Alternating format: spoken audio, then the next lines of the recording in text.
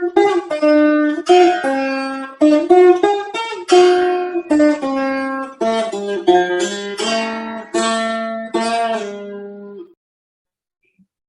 speaker, a multitasker, authority on medicine, student forever, multi-subject interest in medicine, philosophy, computer technology, religion, Telugu poetry, leading a socially useful life, affable, constant knowledge acquisition and dissemination, etc., are a very rare combination of a determined Dr.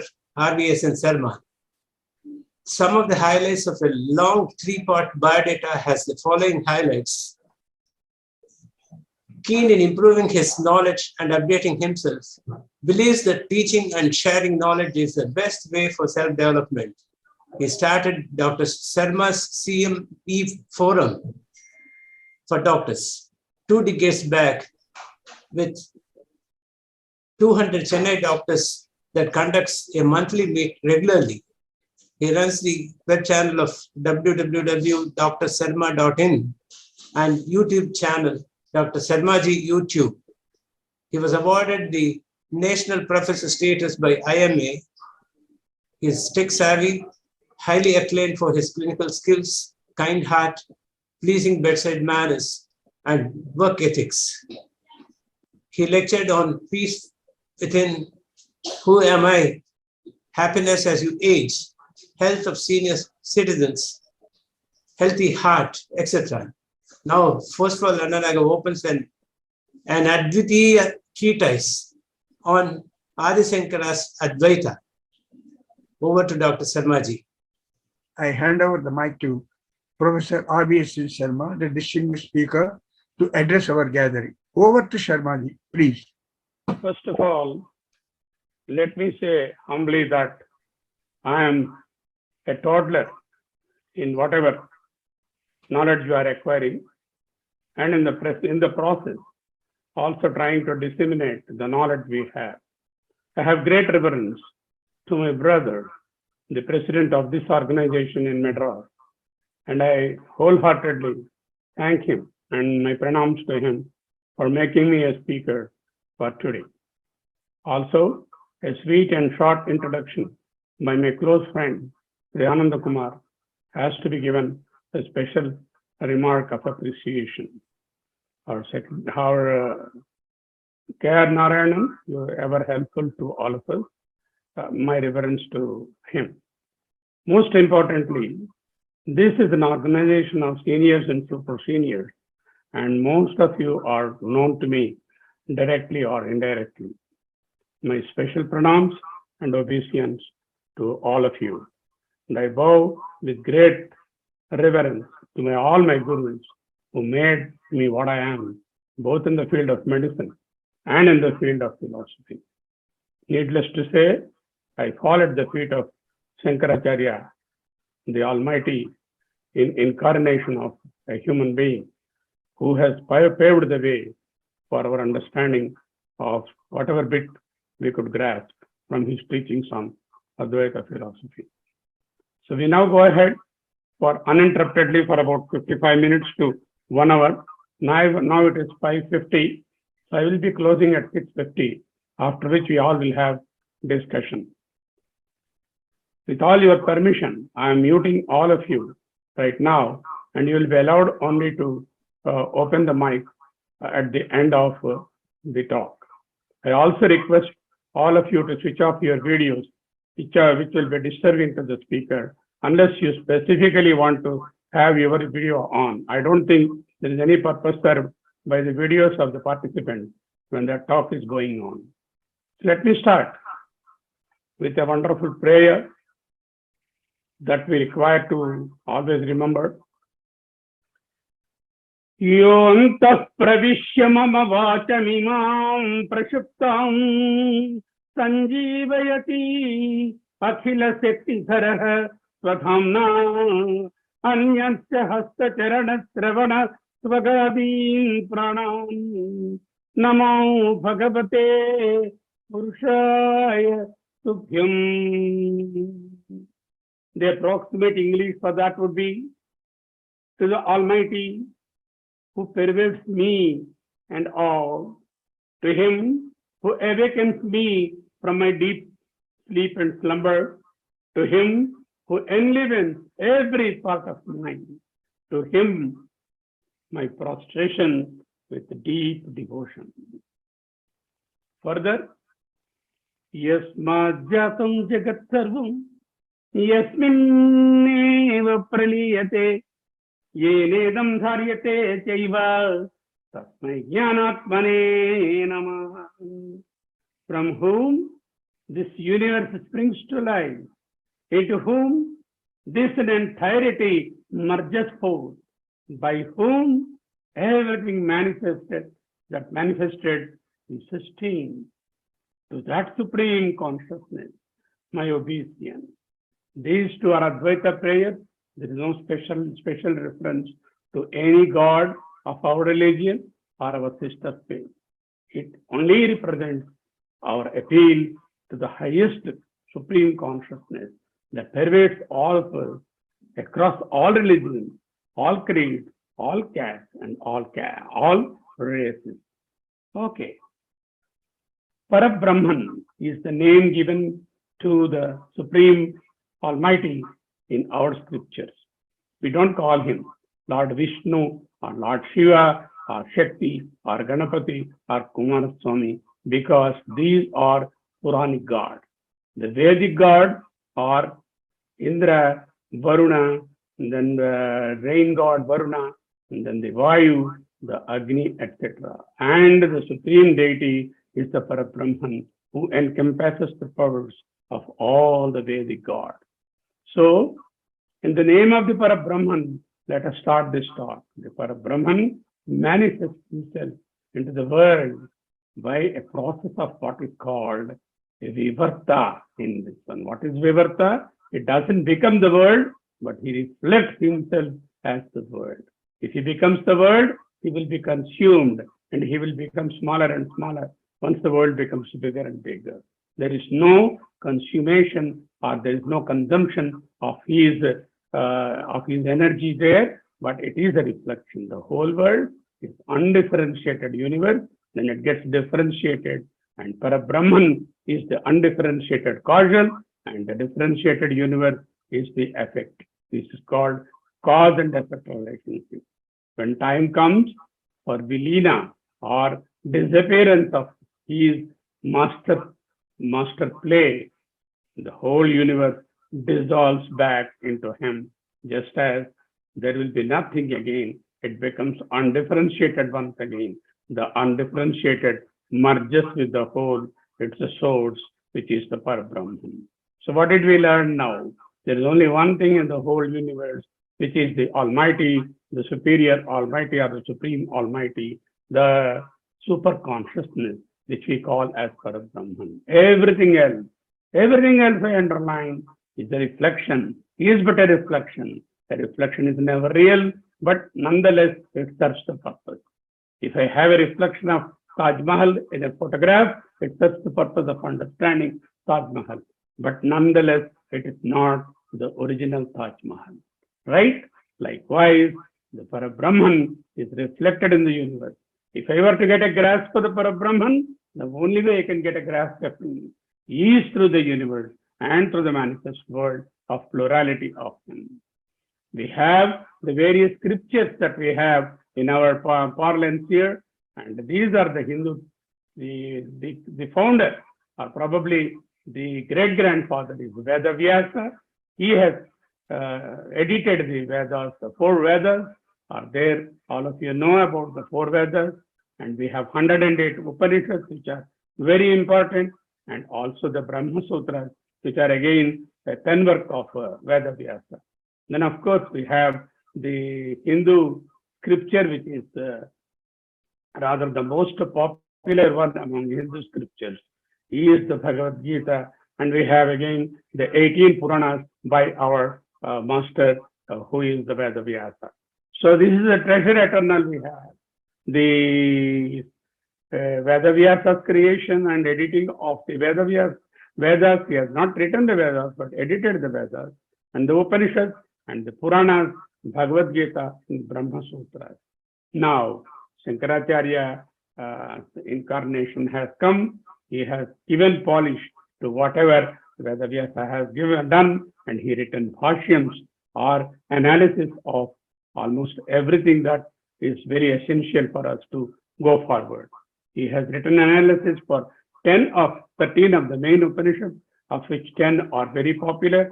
His famous Bhashyam on Brahma Sutras is really the masterpiece of Shankaracharya.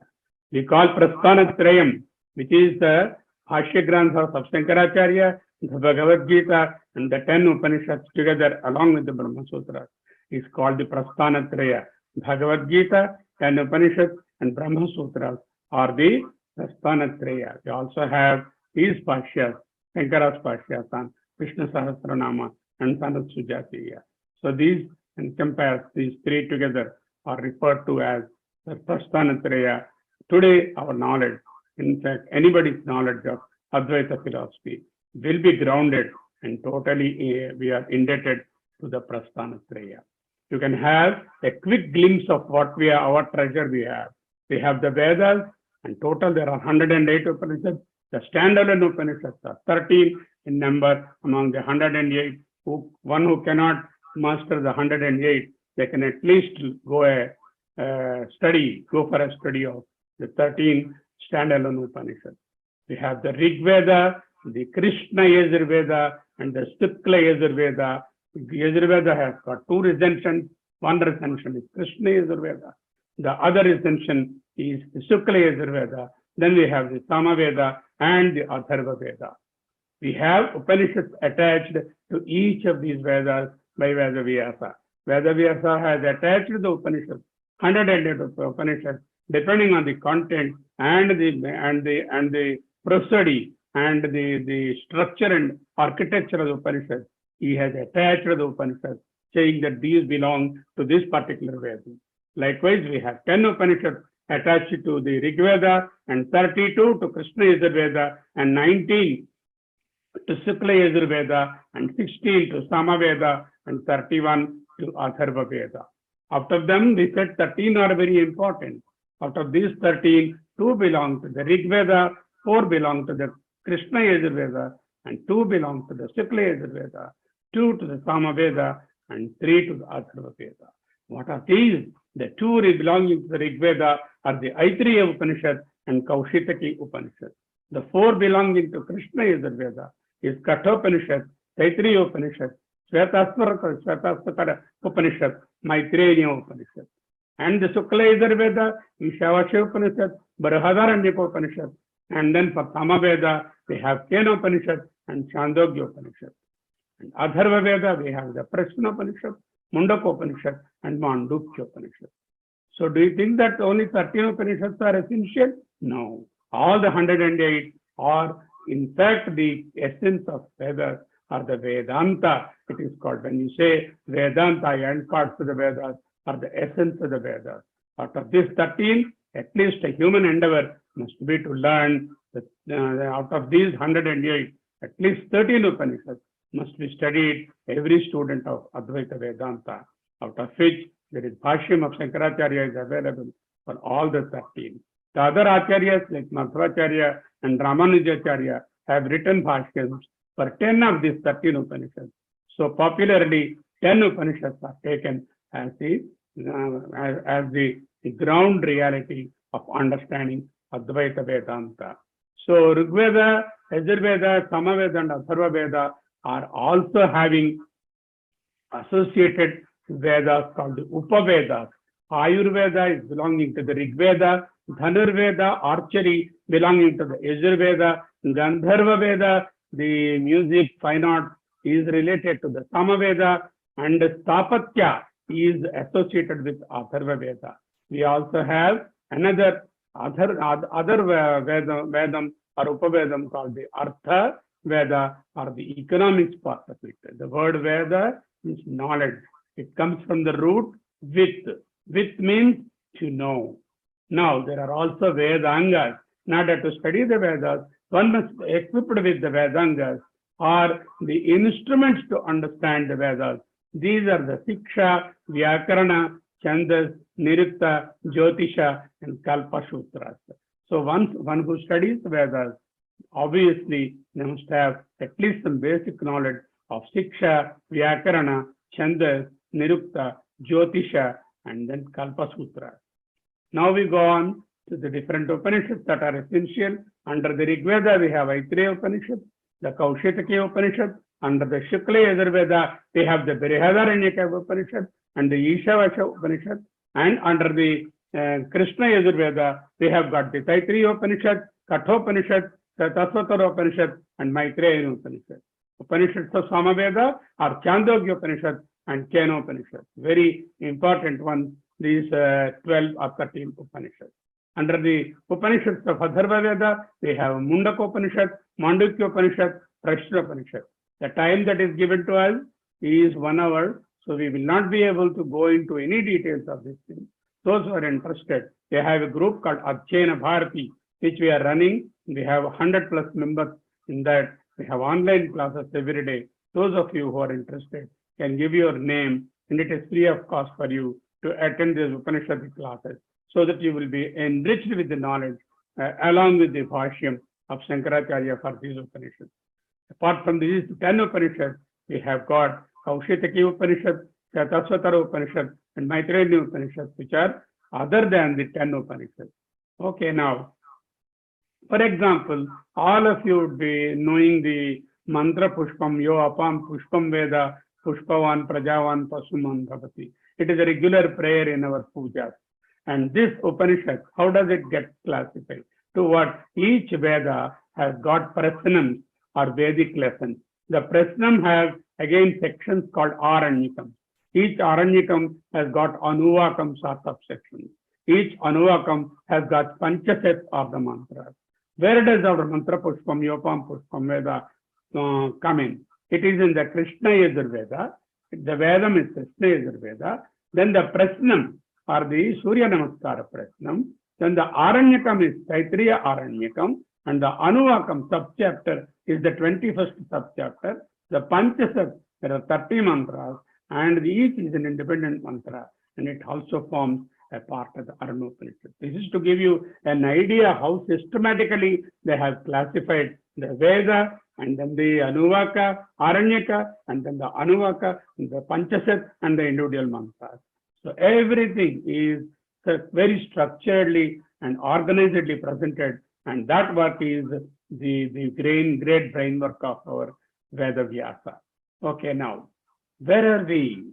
There are two outlooks. One is called the Dvaita outlook or the material outlook or the Laukika outlook. And second one is called the Advaitic outlook or the holistic spiritual outlook.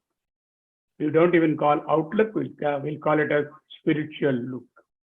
See, materialistic outlook has got three things: the Jiva, the I and me, and the Jagat, the world, and then the God. These three are different. I am the Jiva, there is the world around me, and then the God is there somewhere above. And I appeal to him, and I pray him, and I devotedly surrender to him. He grants me boons, he grants me all good and prosperity. At the end of this life, I join the celestials according to my merit, or I go to bad world according to my demerit. This is the concept of the material outlook. There, the Jiva is separate and the Jagat is separate from the God.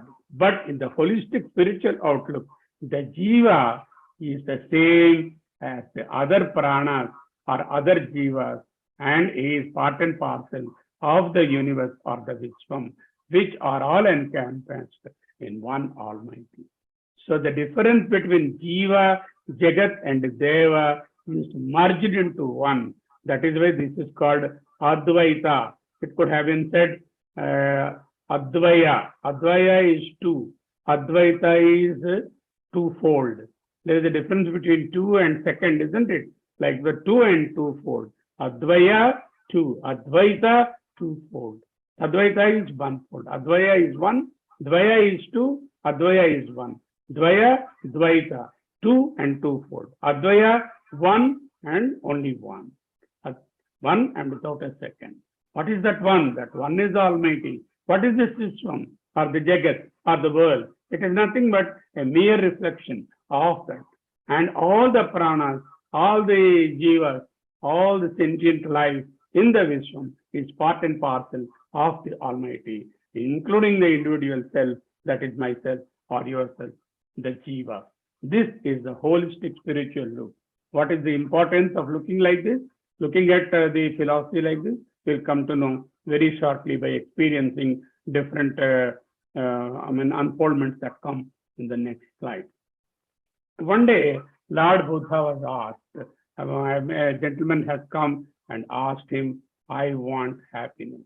Is any one of you do not want happiness here?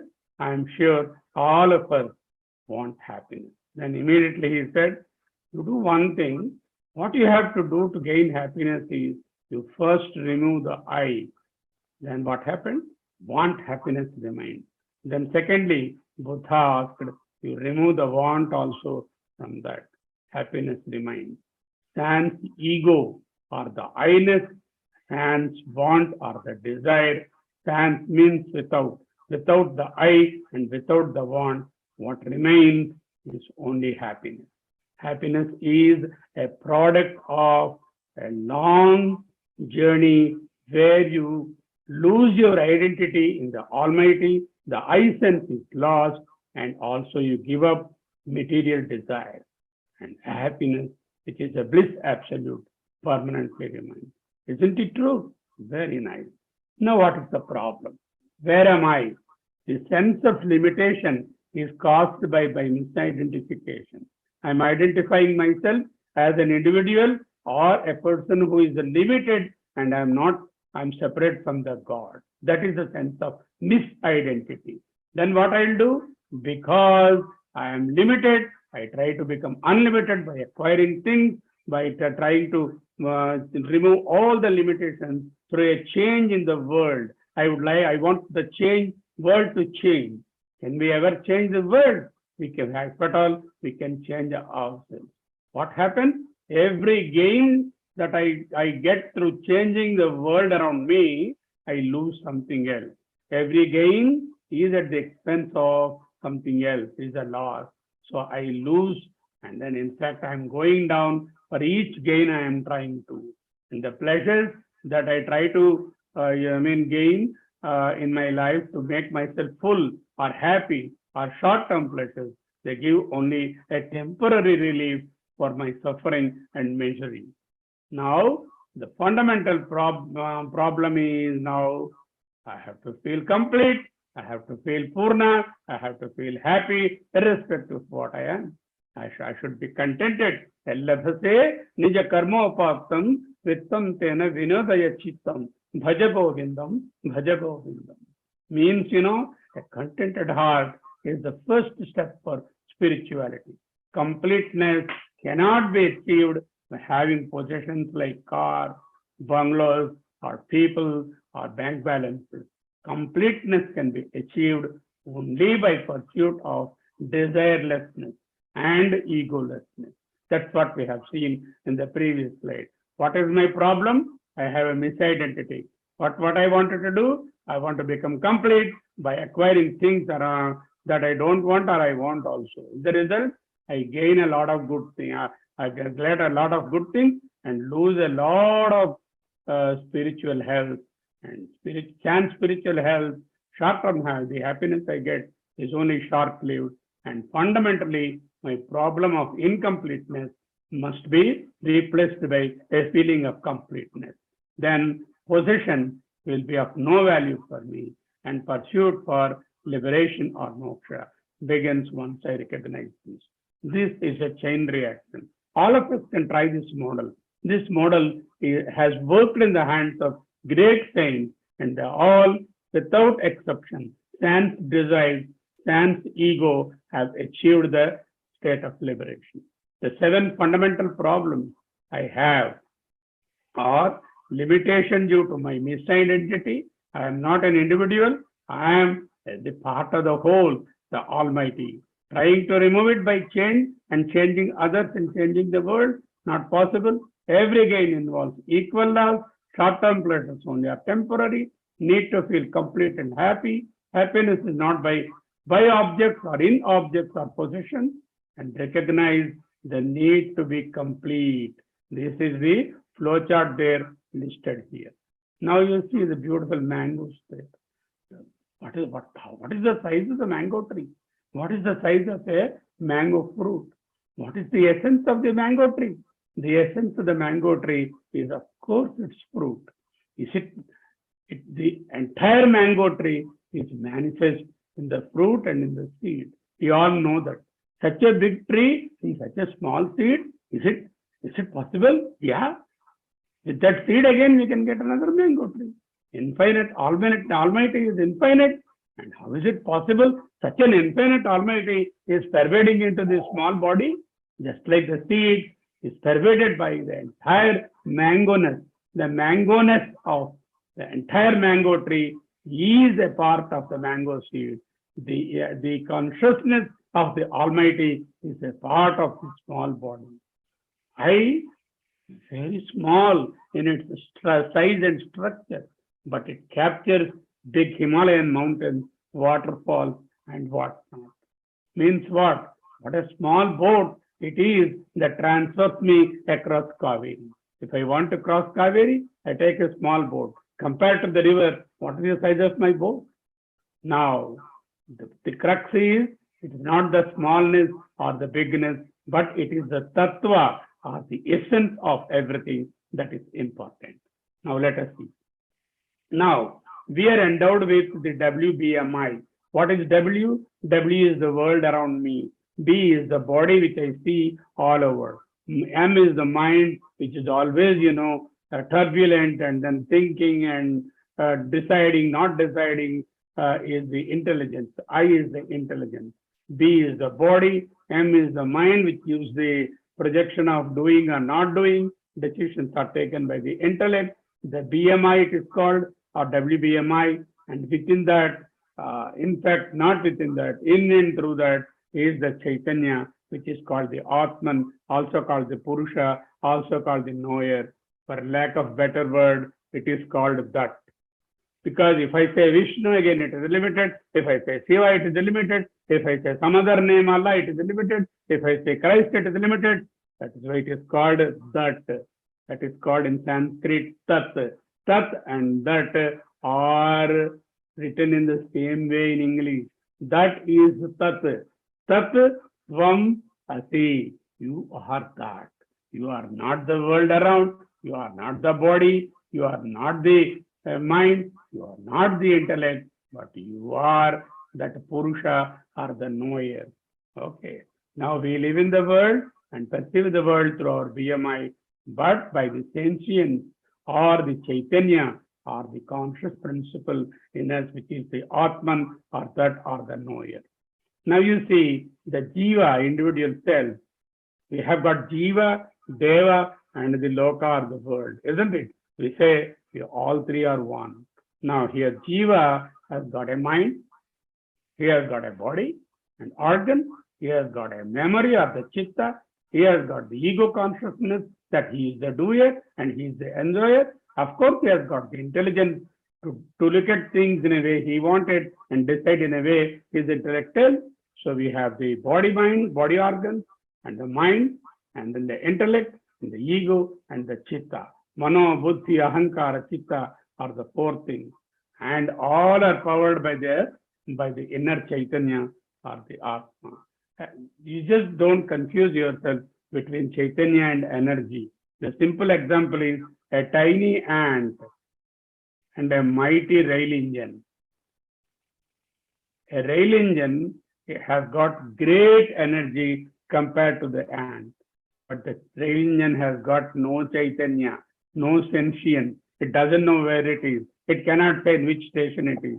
And the ant is smaller in energy, but full of Chaitanya. It knows what it is doing. So this is the difference between Chaitanya and the energy.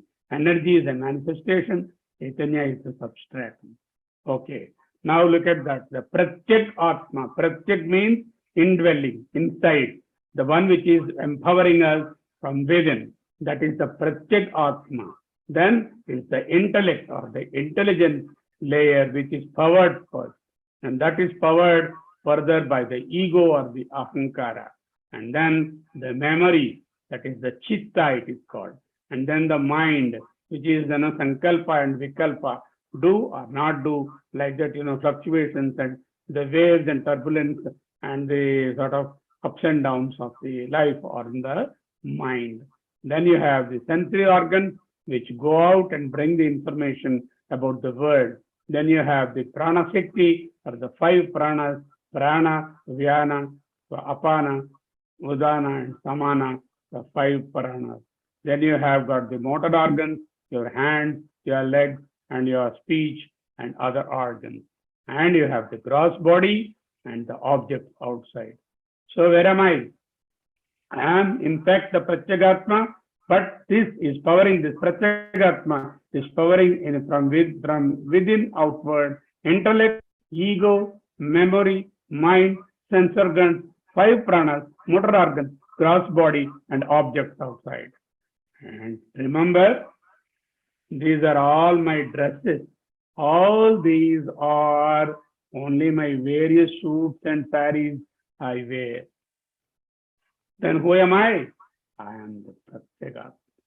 The Pratyagatma, inner Chaitanya, is the one which is empowering everything, and these are all dresses. The moment you know that these are all dresses, you won't be worried if the dress is a little bit dirty or spoiled or torn or changed. That is the main concept. The body is the dress. The inner Pratyagatma is the real Jiva or the Jivatma. The Jivatma is the Pratyagatma, which is dressed up by these layers. And these layers are not Jivatma. But these layers can have functionality only when the underlying Jivatma or the Pratyagatma shines forth. We have the Triputi or the triad. This is called the important Vedantic triad, what is called the Jiva or the Jivatma, and the Parabrahma or the Paramatma. And are they two? No, Jivatma and Paramatma are one and the same. This is what is called the Jiva Brahma Aikyatvam, that is called the Advaita. Dvaita is duality, two-ness, and Advaita is oneness, no duality, non-dual, monism, or oneness. Likewise, there is a knower inside us for everything, and the things that are being known, and the knowledge that is happening. When the jnata or the knower is merges with the knowledge and the one to be known, then there will be no triputi, and you will be part of the Paramatma.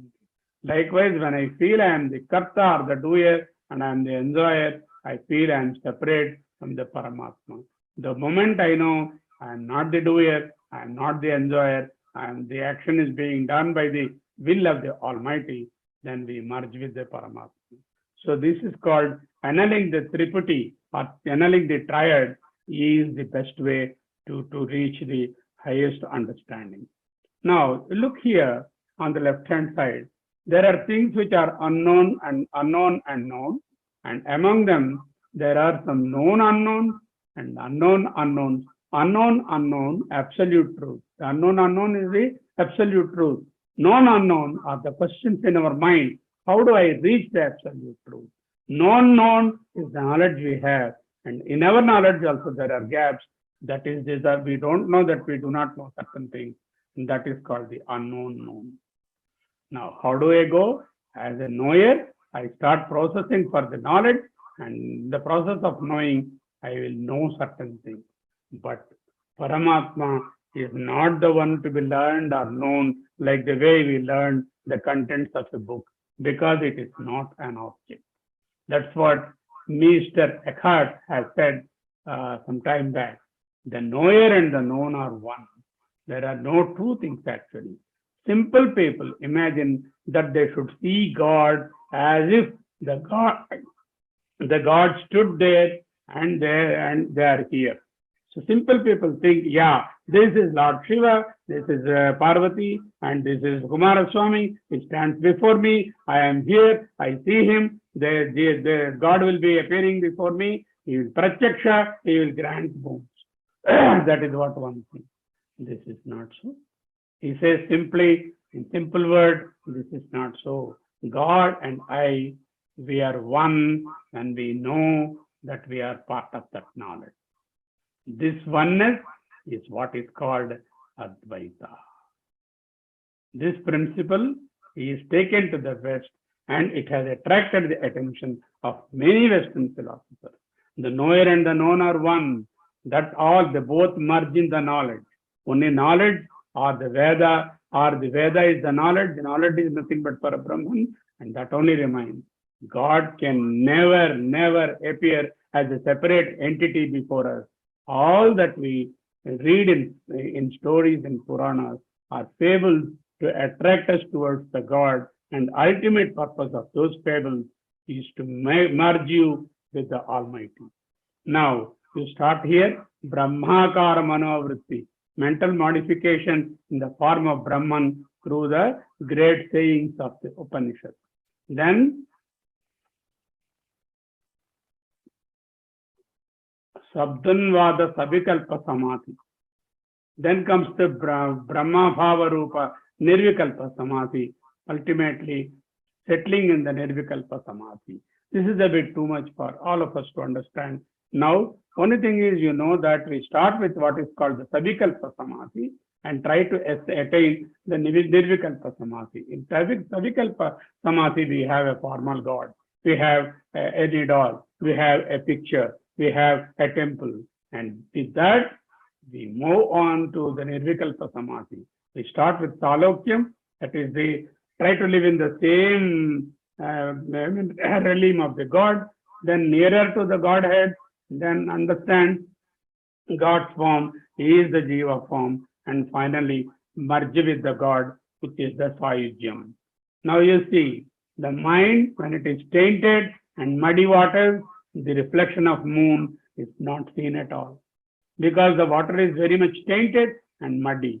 And here the water is clear, moon is visible, but water is moving, it is turbulent. Our mind has two problems, Malina and Chalana. Malina is the impurity or taint, Chalana is the turbulence. Sans Malina and Chalana, sans Malina is the Nirmala, sans Chalana is the Nischala.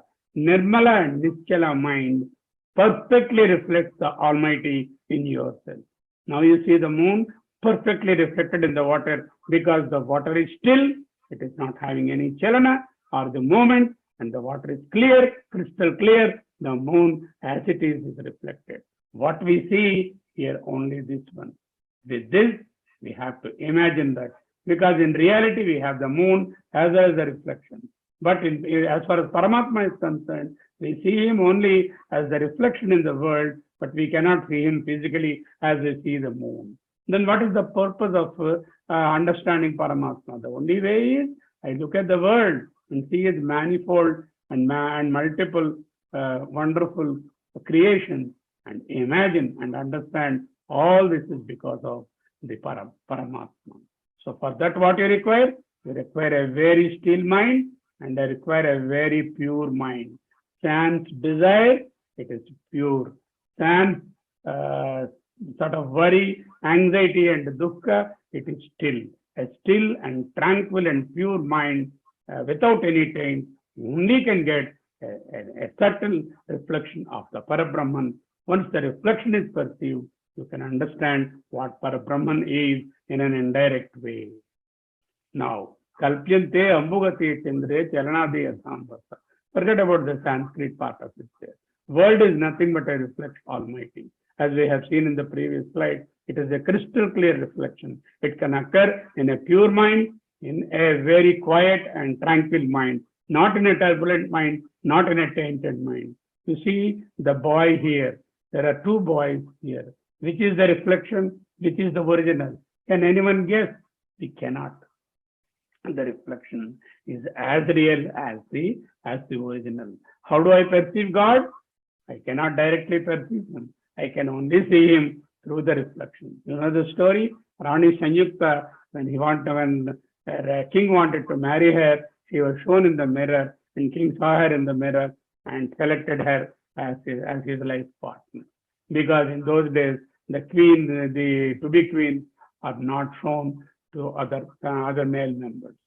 So likewise, Parabrahma not available for direct concept or direct understanding. We see the world of plurality, and through the world of plurality, understand the plurality is nothing but his play, and then understand the unity in that. And through the world, I get to the Almighty. The world is nothing but a reflection of the Almighty. How do I get hold of the Almighty? By looking at the world, by looking at the wonderful creation that we have. Today, every day in the morning, get up at 5:30, look at the east, the beautiful sun rising. Isn't it the creation of the Almighty? Just meditate on that. The Vayu, or the water that you drink, or the earth that you live in, or the heat and the light that you utilize, all are but the reflections or direct manifestations of the Almighty. We need to perceive those things. You see those mud pot, different things made up of mud, but the common ingredient or the sattva or the sara is the mud itself. Now you see the potter making different parts, the names and forms that we give, a jar, a pot, a pitcher, all these names are only relative, and the main ingredient is of course the clay underlying. This is the gold bar, gold biscuit, and then you have the jewelry and the GRT or Kalyan jewelry. You see several jewelry. All these are manifestations of the same gold. Plurality is only in the names and appearances. Gold exists even when the ornaments do not. Ornaments cannot exist without gold. Mud exists without the pot, but pot cannot exist without the mud. So the world cannot exist without the Almighty, and Almighty can be there without the world. What is the world? World of plurality is just names and appearances. If you transcend the names and appearances, you see the essence or the tattva of everything. The tattva of each human being, each created being, a small ant, tiny ant to an elephant, everything in tattva or in essence is the Parabrahman. Okay, this is a chessboard with the chess pieces there on that. Only when the play is going on, somebody is a king, somebody is a minister, somebody is a horse, and some other piece is a soldier. But once the game is over, where are they? They're all in the same box. The soldier will be sleeping on the king, and king will say, "Oh, you soldier, you are sleeping on me." He will say, "Forget about that. That's all in the game. Now we are in the box. In the box, you are no different from me. I'm not soldier. You are not king." After the play is over, they are all in the same box. Na Phataha, na Raja. Na Phato, na Raja. As long as the game is on, all these differences, this is Sarma, this is scholar, this is learned, this is doctor, this is grandfather, this is 71-year-old. All these things are only in the name and form of there. Once the drama is over, nothing is there, only Chaitanya remains, just as in the chessboard. You see here, you see the different kings there, the jock is there, the different nines, yes is there. They have an inherent value when the game is going on. Once the game is over and they're folded into the, or they're no more shown outside and covered, we cannot recognize which is a king, which is a queen, which is a jay. And once they're in the pack, all have the same thing. At the end of the drama, everything is folded. The magician, street magician, he does so many magic. At the end of the magic, neither his magically created things are there. All the things he folds up into his bag and puts and goes. That's how the whole world is but a magic of the Almighty. But magic is so enjoyable. All of us, when we go to street magicians' magic, we do enjoy the magic, knowing that it is unreal. Very knowingly we know it is unreal. He brings out a parrot, he brings out a ring, he brings out a fruit. We know all that is unreal. But still we enjoy it. The game of life is also like that. But remember, the underlying reality is only a magic, and they have to perish and merge into the source at the end, just like the street magician's magic. This is a pure daylight. Under the pure daylight, is there any discrimination for the daylight or the sunlight? And this girl is studying beautifully. Another brother is doing namaz. Another Swamiji is giving pravachanam. Another gentleman is stealing a purse from a girl. All these are happening in the same light. Means light is not tainted by any one of these activities. Same light, difference in action. Plurality is unreal, but the reality is only the light. The light never discriminates whether one is stealing or reading or praying or preaching. Okay, so that is very important for us to know. All of us carefully look at these notes. These are the notes that are there. I'm giving you 20 seconds time. Carefully look at them and give your observation. Closely observe the above and comment, please. In your own notes, you can write your comment. You can't open and speak to me, but then you can comment. And all of you, I'm sure, will have at least 10 different things that you have listed between these 3 different notes. But the beauty is, innate value of all of them is 10. They have the same intrinsic value, whether it is a faded note or a crumpled note or a soiled note or a fresh note or a new batch note, all have the same innate value. We, the human beings, appear as a plural, but in plurality, there is only oneness, that is the Advaita. They have similar intrinsic value. Apparent differences in these 3 currency notes are but errors of our perception. The moment you give it, everybody says, so many differences between them. Merge those differences. See the underlying reality. That's what I'm focusing. Now, when you come to the God, I told you we cannot really experience the God directly, because all the objects can be experienced, but God cannot be experienced.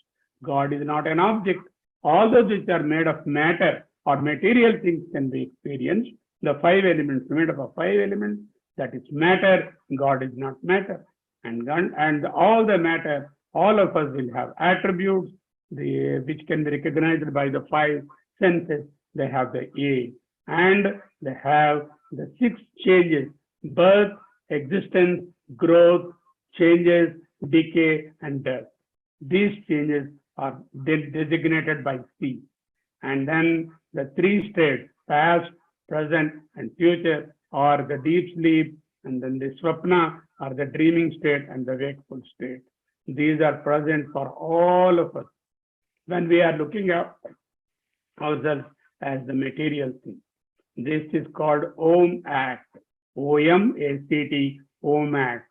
Every object or thing or experience you have in the world is Om Act.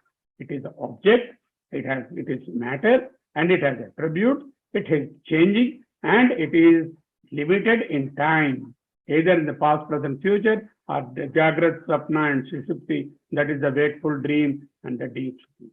But Almighty is not an object, so it cannot be seen. Non-wo. It is not matter, so it is non-yam. It does not have attribute. It is non-ye. It does not have the changes that we have listed on the right-hand side. It doesn't have the changes. It is the non-see. It doesn't have the 3 states of past, present, and future. It is nitya, present throughout, and there is no wakeful or dreaming or deep sleep state for that. So it is non-bound by the time. So it is non-omat. Atma or Brahman or Paramatma is non-omat. Worldly things, objects, people, experiences all fall into omat. And this Parabrahman or Paramatman, Atman and Brahman are one and the same in Advaita. There is no Atman separate from the Paramatma. Atma is part of the Paramatma or the Paramatma itself. So it is non-Om act. Om is a symbol of God, his act is the drama. Om act is the drama, is not part of the drama, but the drama is the drama which we are playing, and that drama is Om's act or Om act. This is an acronym, sort of, an acronym you can remember very easily and take home for that. So I'm showing you my hand. Okay, can you see my hand? Yes. How do you see my hand? There is light and also my hand. Light and hand are different. My hand is different from the light, isn't it? The light pervades and engulfs my entire hand. Without the light pervading, you cannot see my hand. Because of light only, I recognize hand. I switch off the light, you cannot see the light hand. Switch on the light, you can see my hand. Light remains even when hand is absent. The light is still remaining even my hand is absent. This analogy, I will take you to the Almighty. The Atma Chaitanya, or the sentient, or the consciousness principle, and my body, BMI, are different, just like the light and my hand. Here the light is comparable to the Chaitanya and the hand is comparable to the body. Okay, Atma Chaitanya and my body are different. Chaitanya pervades and energizes my BMI. BMI is recognized only because of the Chaitanya. If there is no light, no hand is seen. In total darkness of the room, you cannot see my hand, though the hand exists. Chaitanya remains even when my BMI is null. Even when I remove the hand, light still exists. So this analogy, you can understand the Chaitanya pervades the object. Chaitanya is different from the object. And Chaitanya can be recognized only when we see the object. And Chaitanya remains when the objects are present or not. Now you see, light, I am having a, let's say, I'm holding a book, let us say, a book like this. This light is not part of the book, nor its attribute, nor is born out of the book. The light is not part of the book. It's not an attribute of the book, and it is not born out of the book. Then light is independent, and it pervades the book. Is it limited to the book? No. It is not bound by the book boundary. It goes beyond the book. It pervades the book and goes beyond the book. Stands the book. Without the book, the light still remains. Then what?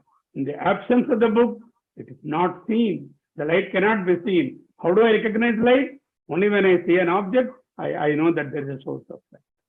When there is no light, I can't see. The very fact that I see an object is the evidence that there is light. The very fact that we are existing, that we are able to function, is an evidence that the light inside us, the Chaitanya, exists.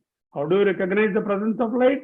By the very objects that I see, I recognize the light. I ask you in an empty room, what is there? I take you into a room which is empty and ask you what is there. All of you say, there's nothing in the room. All the objects are in.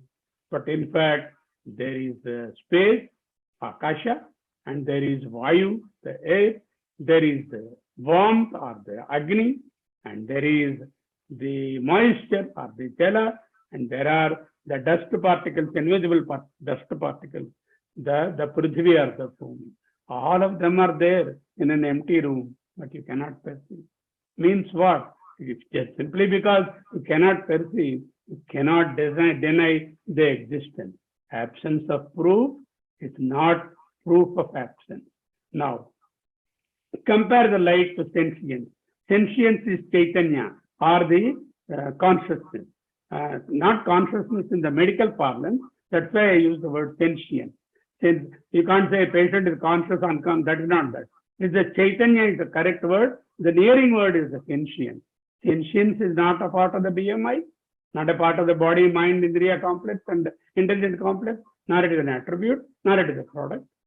Sentience is independent and it pervades. It is independent of the body, mind, Indriya complex and the intelligence complex, and it pervades my entire body, right from the outer layer to the inner layer.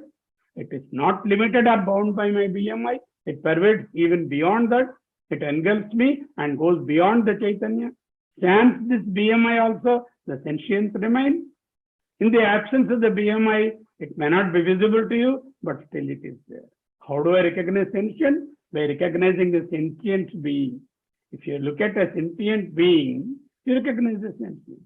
You see an ant, you recognize the sentience. You see an elephant, you recognize the sentience.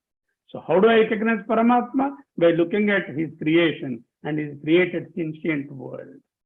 Okay, the essence of Atma Jnana. What is the essence of Atma Jnana? Can I define the Paramatma or the Atma? One, okay, I cannot define. But if I were to put in words from the words of Shankaracharya and great masters, it is non-omac. It is different from the Jada or the BMI. It pervaded the BMI It pervades the entire BMI. I can't recognize with my organs of perception. I have 5 organs of perception are there, or 5 organs of action are there. I can't use them to get it, or I can't even use my mind and intellect to grasp it. But Atma gives the sentience to all these parts, including my 5 motor organs, my sensory organs, my mind, my memory, my ego, my intellect. Everything is powered, just as the electricity is powering all the lights that are there in the serial bulb. So today in this room, I have a fan going on, I have an air conditioner, I have a lamp, I have so many things that are made up of electricity here. All of them are powered. But electricity is not the object. Without the object, the electricity, we cannot experience. If you want to experience electricity, we have to have one of these gadgets. But these gadgets cannot function without the underlying electricity. The electricity here, in this example, is the Chaitanya. Sans Chaitanya, we cannot perceive anything. If we perceive something, that means Chaitanya is already existing. Atma never muted, never enjoys, never absent, ever present, like a witness in the balcony. Let's say a man is standing in the balcony of his house and viewing. There is a procession going on. A death procession has come. Then a celebration has come. Then a marriage procession has come. Then a political procession has come. Then children are playing and quarreling. He is a witness to all of them. If you ask him, did you see the procession? Yes, he says. If you ask him, what is that procession? No, I am not connected. Exactly. The Atman is like that. It sees all the drama that is going on, but it is not connected, never enjoys, never part of it. This is what is called the Atma Swarupa. Atma Jnana, Atman is non-omag, it is not an object, it itself is the knower, it itself is the witness. Then what is the fruit of Atma Jnana? I become without ego, I-ness, mindness will vanish, and I enjoy Jivan Mukti, or so-called liberation. We are ever the experiencer. We are never the experienced. This is the word punchline of Swamy Paramarthananda. We are ever the experiencer and never the experience.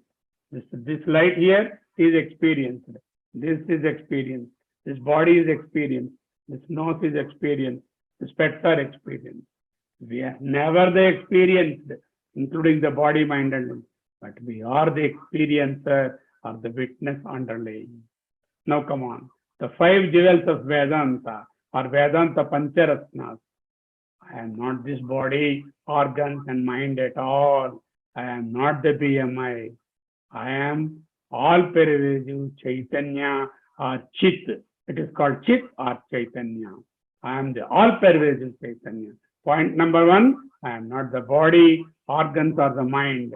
I am the all-pervasive Chaitanya. I am not the bulb, fan, tube light, mixie, AC. I am the all-pervading electricity, like that.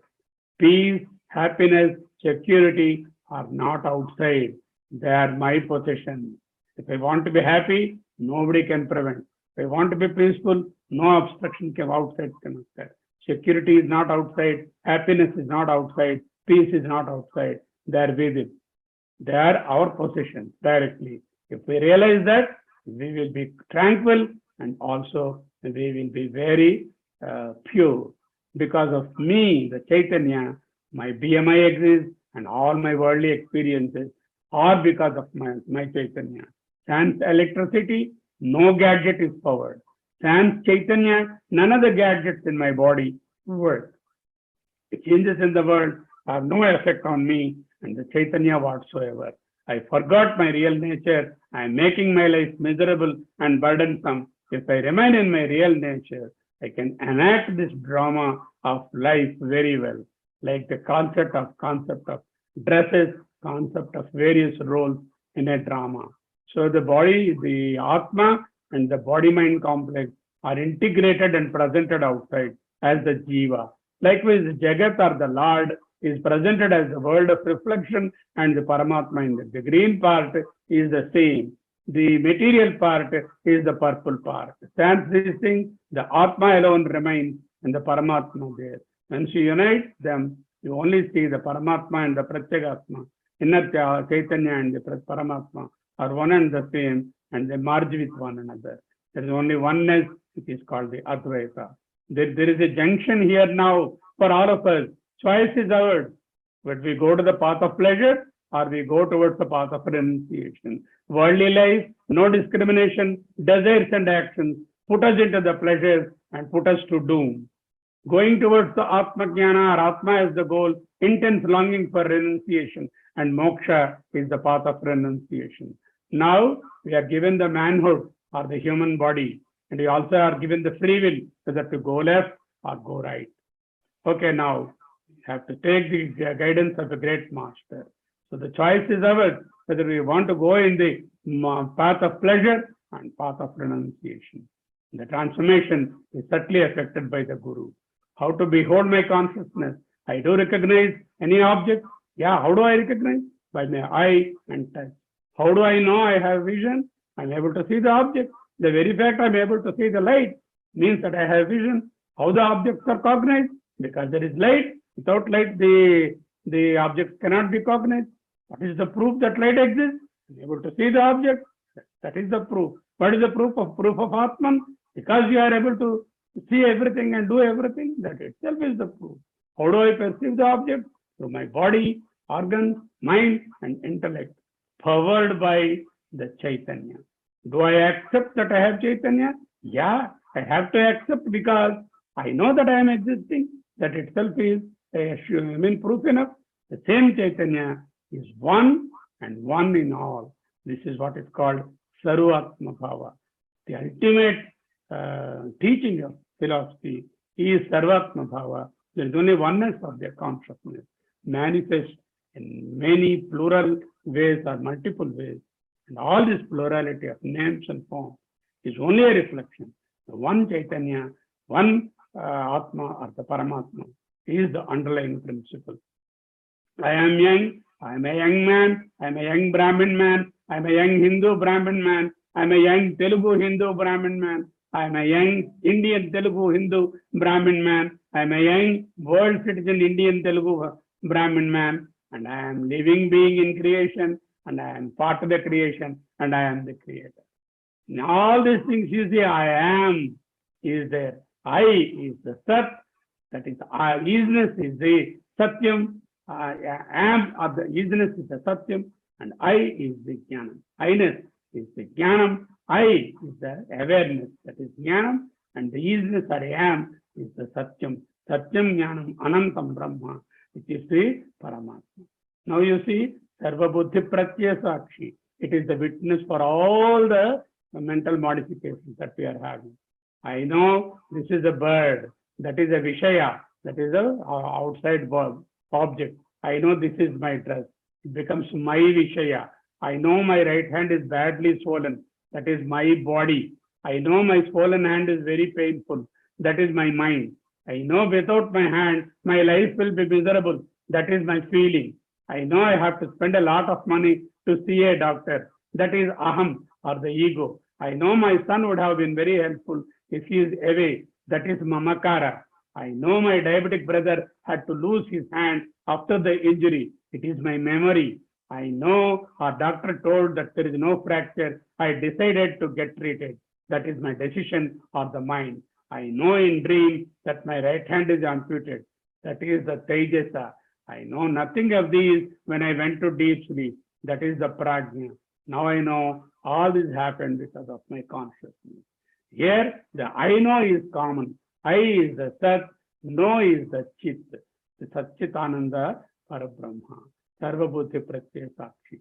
You see here, the Bhakti Yoga, Jnana Yoga, Raja Yoga, through devotion, knowledge, and self-control, duality is reached. After the Jnana Yoga, non-duality or the Advaita prevails. First Advaita will be there. That means God and me are separate. Once you merge that Savikalpa Samadhi into Nirvikalpa, you only perceive the Advaita. The boat of Karma Yoga is to go towards the Jnana Yoga and not stop short at Dvaita or Jnana Yoga or Yoga Sadhana. Now this winch has got 4 legs. You see, 2 legs are in red color, 2 are in blue color. First step is knowledge, Second step is skill in action. Third step is dedication. Fourth step is renunciation. This is from the teaching of Shankara Bhagavad Pada, Sadhana Panchakam. 15 videos are there on this particular topic in our YouTube. One who is interested, they can browse. So there are 40 steps. First step is acquire the spiritual knowledge. Second one is skill in action. Third one is dedication. Fourth one is renunciation. The couch of the train is going on. The train of our life has got the first step as knowledge. The second step is skill in action. Third step is dedication. And fourth step is renunciation. The secular couches and the spiritual couches. Which is the engine? The engine is the Chaitanya in you. And then you see here car, there are two front wheels and the back wheels. The back wheels are the secular wheels and the two front wheels are the spiritual wheels which guide you through dedication and renunciation. So look here, N is the non-duality. E is east, is ego. S is sensual pleasure, south. West is, all the wrath that we have because of our five indriyas. And N is the north pole of this one. There is a highway called Adhyatmika Rahadari. That is the knowledge, the highway of Adhyatmika Yoga. But that Karma Yoga is a bylane which makes you merge into the Adhyatmika Rahadari. And there is also Vidyarjana, knowledge, dedication and action, intense devotion. These are the subways which merge into the main highway of Adhyatmika Rahadari. Here also the first step is endarkenment. That is, you have to get yourself, the light. Then is the self-inquiry, and finally enlightenment you have. So Brahma Satyam Jagan Mithya Jivo Brahmaiva na Aparaha Ityevam Rupo Vinishchayaha. Is the teaching of Advaita by Shankara Bhagavad Pada. Brahma Satyam Jagat Mithya. The Brahman is the reality, the Jagat is the Mithya, Jiva is none other than the Brahman. That is the Advaita philosophy. How do I ascend? I and me. From I and me, I have to move to my family. From my family, I have to move to near and dear, and then into my organization, then to the society, then the mankind at large. This is the real ascent for anyone. Like you see, utter selfishness is where we are, and go to self-centeredness, then complete selflessness, and finally be in the SEL of self, or the purity, or the Paramatman. So what are the divine qualities I beget because of Advaita? What happens if I become an Advaitin?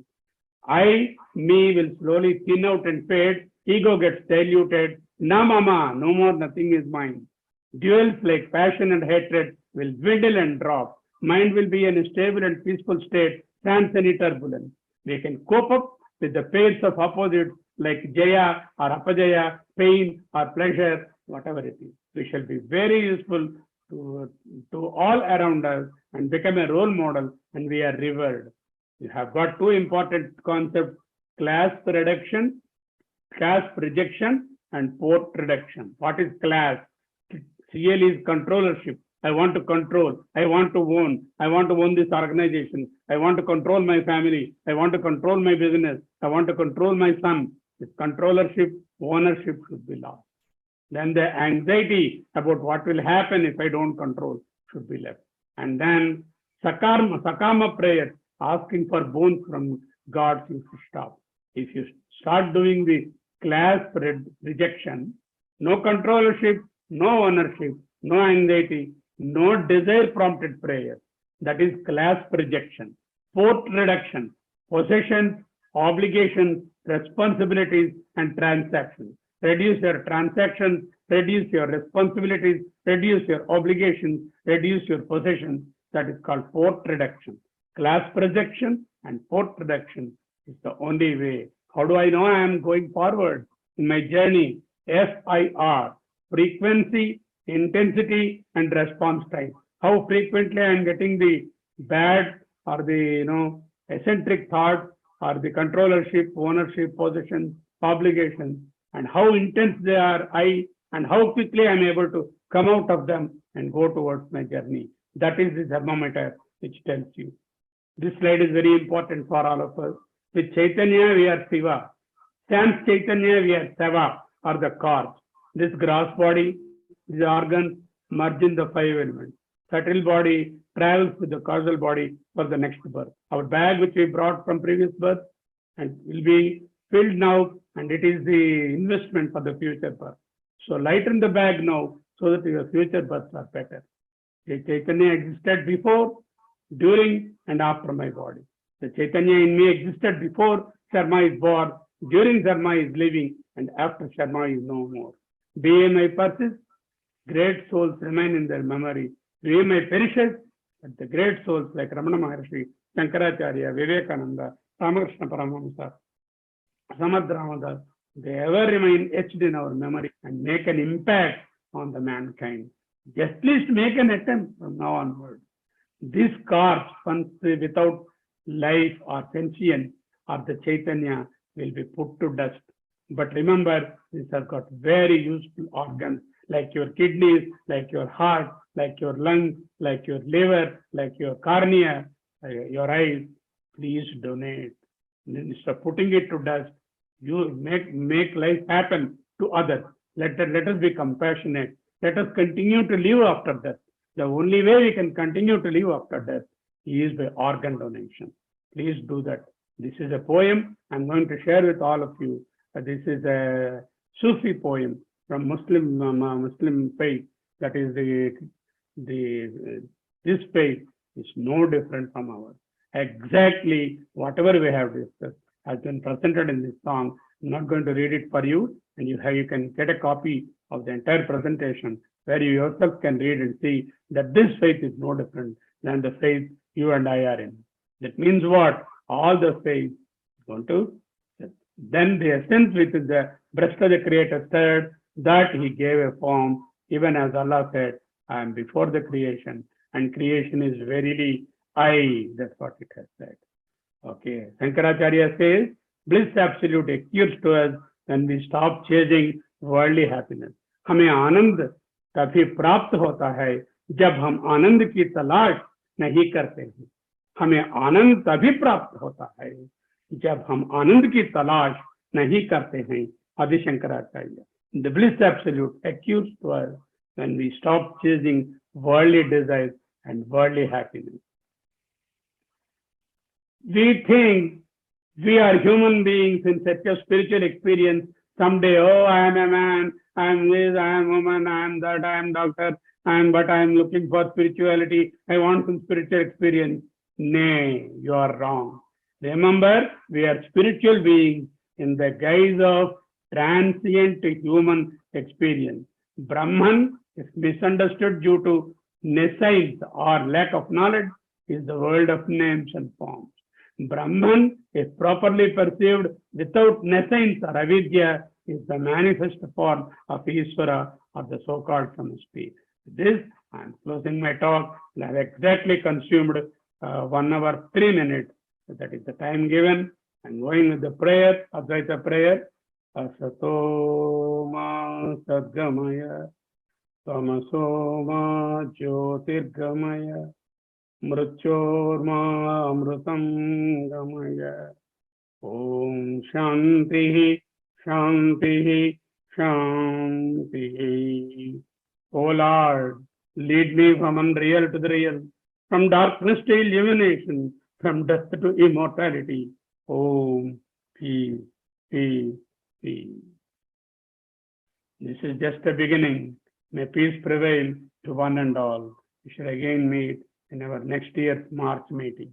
Thank you all, particularly the organizers and our president brother. My immense thanks to them, and thanks for patiently listening.